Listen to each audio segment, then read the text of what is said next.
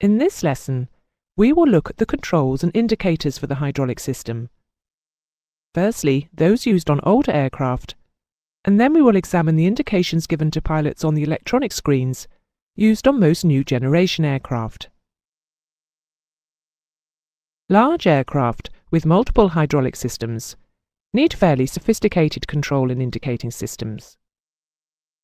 Shown here is a typical hydraulic control and indicating panel from the flight engineer's station of an older large airliner with 4 separate hydraulic systems, labelled A, B, C and D.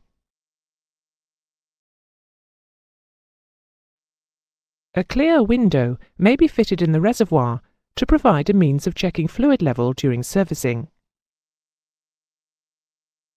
The reservoir may also be fitted with a float-type contents unit, which electrically signals fluid quantity to an instrument on the hydraulics panel in the crew compartment. The reservoir low quantity light will illuminate if the fluid quantity falls below a predetermined level.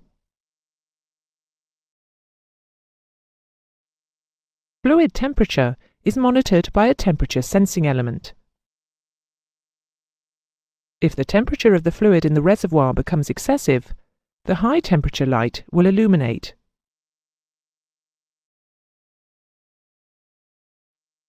The firewall shutoff valve is used to shut off fluid at the pump inlet. Pulling the engine fire switch will close this valve.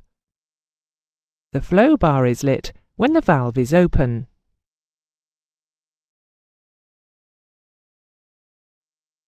Operation of the pump shutoff switch energizes the solenoid-operated depressurizing valve, offloading the pump. You will recall that operation of this valve blocks off delivery to the system, but allows pump cooling and lubrication fluid to continue to flow.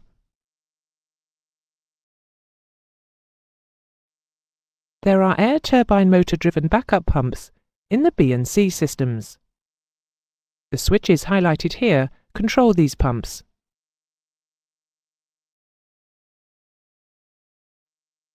The engine-driven pump case drain return fluid temperature is monitored in order to check pump condition. The lights highlighted here illuminate if the temperature becomes excessive.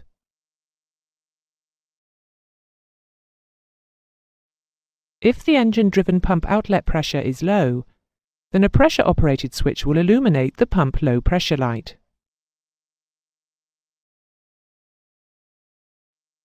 Systems B and C have electric motor-driven hydraulic pumps, which are used to power the brakes when the aircraft is being towed.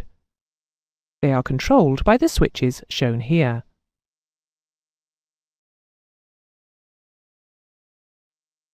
There are 2 power transfer units.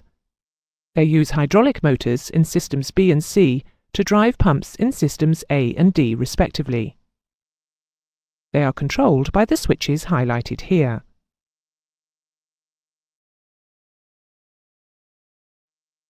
The ram air turbine is deployed when the switch highlighted here is pressed.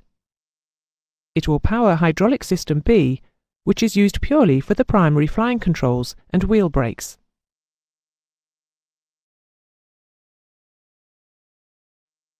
The system has 2 brake accumulators. If the accumulator pressure is low, the lights highlighted here will illuminate.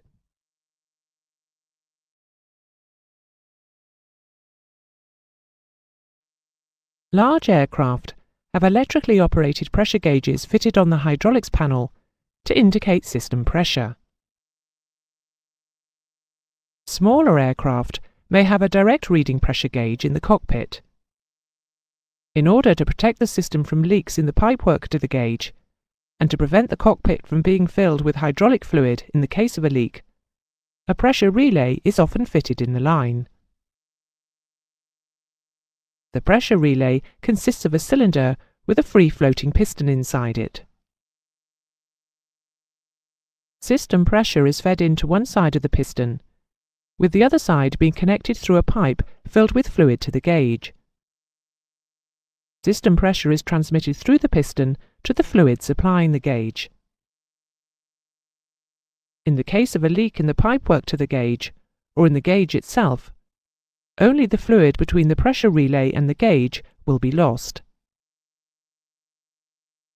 Direct reading gauges are often fitted to accumulators and reservoirs to enable servicing operations to be carried out.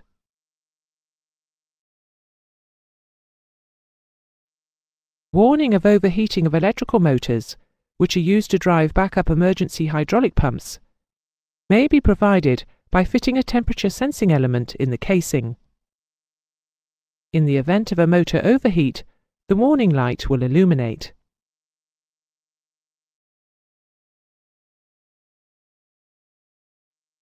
In more modern aircraft, hydraulic system information can be viewed on electronic screens. The system is normally configured so that in the event of a failure, a warning will be enunciated, and the relevant page will be automatically displayed. This diagram shows an electronic screen from an Airbus aircraft, displaying the hydraulic system configuration and indications.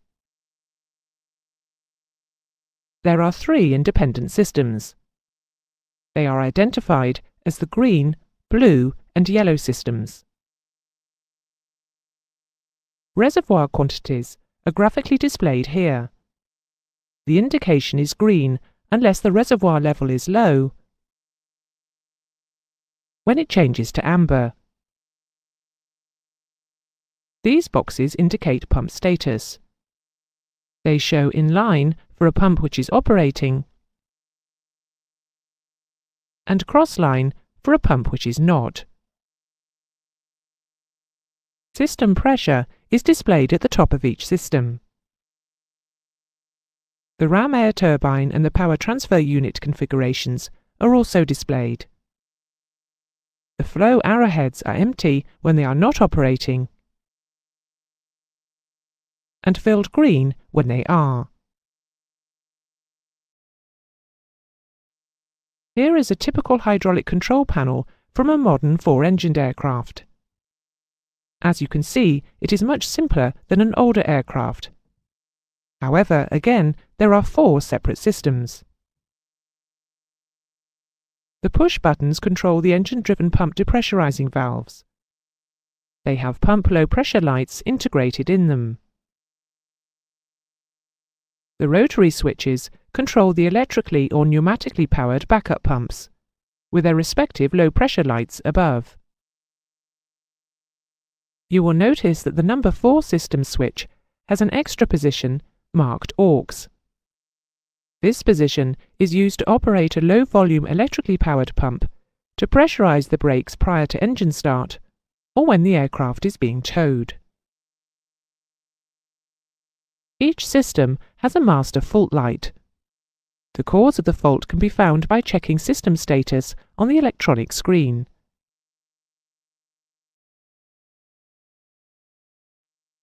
You should now be familiar with the control and indicating systems used on old and new generation airliners. Here is a complete hydraulic system, showing many of the components we have discussed.